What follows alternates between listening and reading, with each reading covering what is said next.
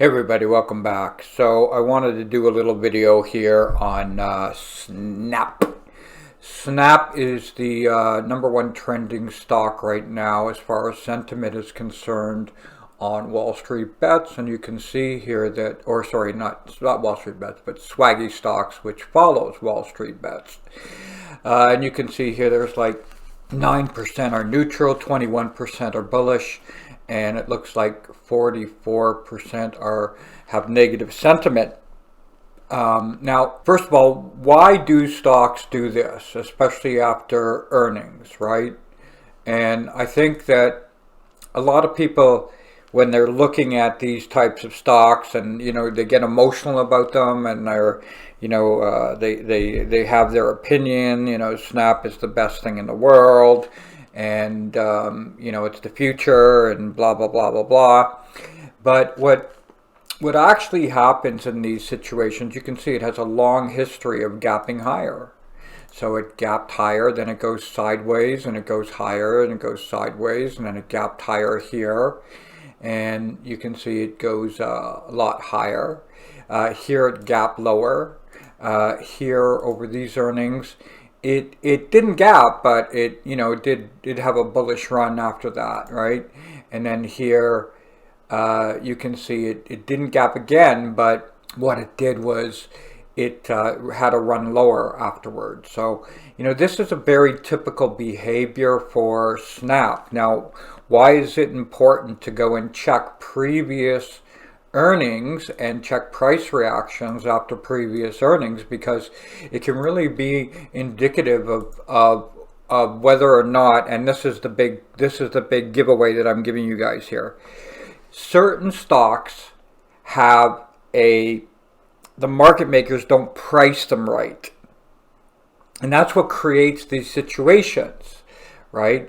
Is what ends up happening in these situations is the options markets become overwhelmed with order flow, and the options are not priced correctly, right?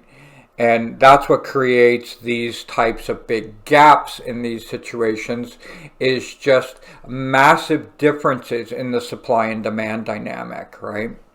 So if we take a quick look here,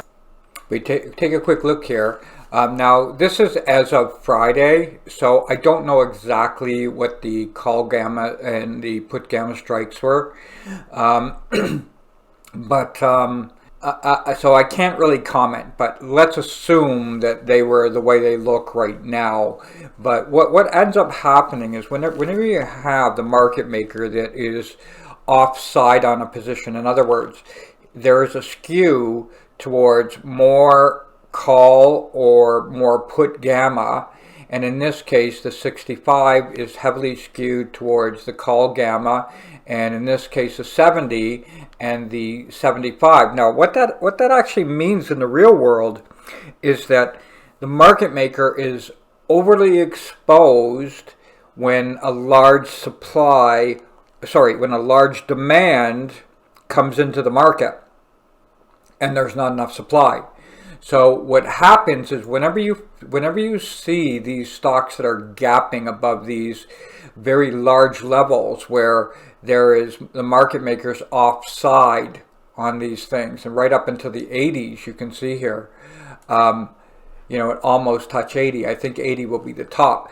But when it gaps above those big levels where the market maker is offside, it forces the market maker to do a lot of covering by going and buying the stock in the case of when there's an abundance of call gamma in this case, and the opposite holds true if there's an abundance of put gamma. And so basically that's what that means, is that the market maker, when it gapped above 65 and it gapped above 70, he had to go into the market and delta hedge his position. And those are big fancy words, but what that means is he has to buy a lot of stock. And that in turn is what drives the price higher. Okay? So again, when you see these big gaps, especially after earnings, you want to pay very, very, very close attention, because it's what creates the gap and go, right? So you can see here is a gap and go the whole day, right, versus a gap and retracement, right? And that's why you really got to understand order flow. You've got to understand the options markets and derivatives and how it all plays together. So that's what creates these situations. Now, as far as future sentiment is concerned, we can also take a look here and see that most of this gamma, most of these options are expiring on the 30th. So there's one more week, right? There's one more week. And it wouldn't surprise me at all to see this come back down and even like close somewhere around the 65 area, right? Now, I don't know, because I can look at the existing option structure and derivative structure, but what you have to do to really know what's going to happen for sure is you have to follow the flow in real time during the day. And if you see a lot more call flow coming in, then it won't retrace. It'll go higher and it'll keep squeezing. If you see that the call flow slows down, there's a very good chance that it will retrace. If you see that more put flow comes into the market, then there's another very good chance that it will come back down and close somewhere around 65. Now, this is a pretty big gap. The volume's fairly light. It's only 104 million shares, which you can see compared to this volume is not nearly as big. And you can see all this volume right here drove the stock higher for 3 days. You look at the volume here, the stock stalled for the next week and basically went nowhere. So if I look at this volume that that is created here, I would have to say more than likely a stall is going to happen versus a squeeze. But again, you really have to watch the intraday flows, particularly the derivatives flows. Are there more call or more put options that are coming into this thing starting on Monday morning? What do I think it's going to do? I think 80 is probably going to be the top. Looking just from an order flow perspective, it's very, very bullish. You know, as far as value is concerned, you know, they bought moderate value here. They started getting very aggressive on value here, and then it went back to more of a moderate value purchase, right? And now we're testing these new highs, and you can see every time it tests the highs, it does have some follow through, right? It tests the highs, it has follow through. It tested these highs, it has follow through. It tested these highs, it has follow through. It tested these highs, it retraced deep, right? So it's got a history of follow through after it retests highs or makes a new high. So it's a tough one, guys. Like I think value on it is probably where the big institutions will step in and start buying again, probably somewhere around 52, right? But without any bad news, the chance of a retracement to 52 in the short term is like next to zero, right? But you never know. You know, it's the market and anything can happen. And, you know, the market maker is very incentivized right now to get it back down to 65. I think it's going to be next to impossible to do that, though, based on the size of this gap. So my official prediction on Snap is I think everybody's going to lose. I think the shorts are not going to be happy.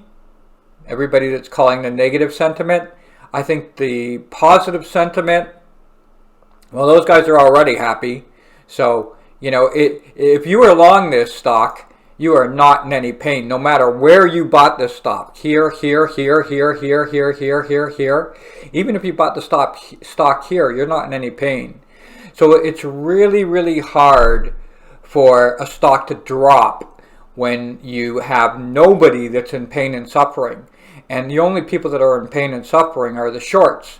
And so that's more than likely to keep the squeeze going a little bit higher, right?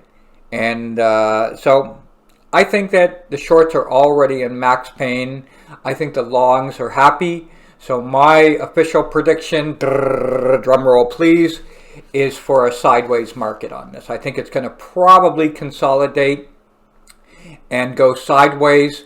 The market maker, again, is incentivized to get it down to 65, but he's going to have a very, very, very hard time of doing that. Okay, that's it for now. Hope you guys enjoyed that. If you like this video and you like all the content that I'm putting out, please remember to give me a like and subscribe to my channel. And if you really want to learn how to read order flow properly and become an expert at these types of things, head on over to my website at Steve Patterson Trading, and yeah, take my one-on-one coaching. It's absolutely the best. This used to be priced at $10,000, guys. It's been dropped over the years all the way down to $13.95. Thank you. Bye for now.